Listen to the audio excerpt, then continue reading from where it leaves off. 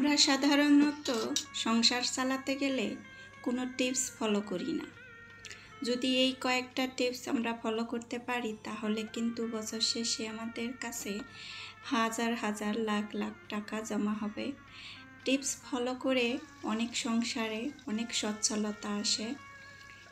আমরা সেইগুলা খুব কষ্ট মনে করি, সেইগুলা টিপস খুব কষ্ট মনে করি বলেই আমাদের কোনো উন্নতি হয় না, সংসারে কোনো সচ্ছলতা আসে না।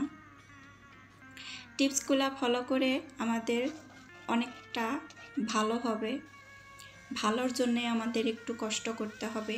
কষ্ট ছাড়া সংসারে সফলতা আসে না। আর এরকম কষ্ট করতেও আমাদের খুবই আনন্দ হওয়ার দরকার যে আমরা কিছু টাকা সেভ করতে পারতেছি। প্রথমত আমাদের হিসাব করতে হবে যে আমাদের সংসারে কি কি প্রয়োজন। সুন্দর একটা লিস্ট, লম্বা লিস্ট করব না। সব গৃহিণীরাই এটা চিন্তা করতে হবে যে লম্বা লিস্ট করতে হবে, সেটা না। যতটা আমাদের প্রয়োজন অতটাই আমরা কেনাকাটা করব। আর এটা ফলো করব যে কোন জিনিসটার কীরকম দাম, ওই দাম অনুযায়ী আমাদের কেনাকাটা করতে হবে। যখন যেই সময়টা দেখব যে এই সময়টায় আমাদের একটু সাশ্রয়ী হচ্ছে, যেমন অনেক ভোরে গেলে ক্রেতারা অনেক লোকজন কম থাকে শুরুমাত্র, তখন বনি করার জন্য মানুষ অনেক কিছু ছেড়ে দেয় কম দামে। আবার সন্ধ্যার সময়, ওই সময়টা আমরা অনেক কেনাকাটা করে নিতে পারি।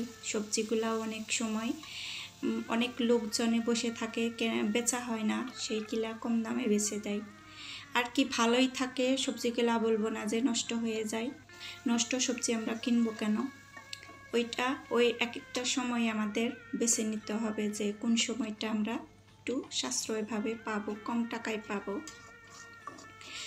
আর অল্প বেতন হোক আর বেশি বেতন হোক, কম স্যালারিতেও আমাদের সংসারটা সুন্দরভাবে চলবে। আমরা যেহেতু অল্প আয়ের লোক, অল্প আয়ের সংসার, আমাদের অনেক লোকজন থাকে না, ওই সময়টা আমাদের টাকা সেভ করার অনেক জরুরি। যেহেতু বাসায় আমরা খাওয়া দাওয়া অনেক আয়োজন করে থাকি, ওই আয়োজনটা একটু কমিয়ে আমাদের একটু হিসাব করে চলতে হবে। মাসের শুরুতে যে বাজারটা যে লিস্টটা আমরা করব, শুকনা বাজার, চাল, ডাল, তেল, লবণ, শুকনা মরিচ, হলুদ, ধনিয়া, হলুদ আর শুকনা মরিচটা আমরা 1 বছরের জন্য যদি কিনে রাখি 2 কেজি করে, একটা মাসেই এই টাকাটা একটু বেশি লাগবে, আর সারাটা বছর ওই টাকাটা আর লাগতেছে না। এই ছোট ছোট টিপসগুলা যদি আমরা খুব মনোযোগ সহকারে একটু মেনে চলি তাহলে কিন্তু বছর শেষে আমাদের কাছে অনেক টাকা সেভ হবে, সঞ্চয় হবে। আর কথায় কথায় চলে আসলাম অনেক দূর, রান্নার শেষ প্রায়। এই তো আমার রান্না শেষ না হতেই আমার চুলার গ্যাস চলে গেছে। অনেক সময় বসে থাকার পরে গ্যাসটা নিয়ে আসছে। এই গ্যাস সেভ করব আমরা কিভাবে? গ্যাস সেভ করব আমরা অনেকটা সময়, রান্না করার সময় একটু একটু করে রান্না কষিয়ে চুলাই, তারপরে যদি রাইস কুকার থাকে রাইস কুকারে আমরা ট্রান্সফার করে দিব। এই আমি রান্না হতেই না গ্যাস চলে গেছে, পরে আমি রাইস কুকারে রান্না করে নিছি। তারপরে এই তো অনেক সময় বসে থাকার পরে এই রান্নাটাও করে নিছি আমি। যেহেতু আমাদের মাসের সিলিন্ডারটা আমরা যদি 1 থেকে 1.5 মাস 2 মাস নিতে পারি তাহলে কিন্তু 1 মাসের টাকাটা আমাদের সেভ হয়। এইটুকু হিসাব করলে আমরা অনেক টাকা সঞ্চয় করতে পারি। মাস শেষে, বছর শেষে অনেক টাকা হয়ে যাবে আমাদের অনেক সময় খারাপ সময় আসে যে সেই সময়টার জন্য আমরা টাকা সেভ করব। সেভ করাটা অনেক জরুরি, অনেক কষ্ট করে টাকা সেভ করতে হয়, সবার দ্বারাই হয় না। এরকম আমরা সংসারটা চালিয়ে দেখব, 1 বছর চালিয়ে সংসারটা দেখো যে কত টাকা আমরা সেভ করতে পারি। ওই অনুযায়ী আমাদের বছরের পর বছর আমরা সংসার চালাতে পারি। এই টিপসগুলো যদি আমরা মেনে চলি কিন্তু আমাদেরই সঞ্চয় হবে, আমাদেরই ভবিষ্যৎ উজ্জ্বল হবে, ভবিষ্যতে আমাদের টাকা পয়সার অভাব হবে না। অভাবের সময় কেউ কিন্তু ধরা দেয় না, সবাই অচেনার মতো ব্যবহার করে। এইখানে আমি গাছ থেকে পুঁইশাক তুলে এনে ভর্তাটা বানিয়ে নিছি শুটকি মাছ দিয়ে। অসাধারণ হয়েছিল ভর্তাটা, যা হয়েছিল আমি শুধু এই ভর্তা দিয়ে 2 দিন ভাত খাইছি। আমার কাছে তেমন সবজিগুলা তরকারিগুলা মজা লাগে না, যে কোনো ভর্তা হোক, ধনিয়া পাতার ভর্তা হোক, যে কোনো ভর্তাই, পটলের ভর্তা অসাধারণ লাগে, ভালো লাগে খেতে।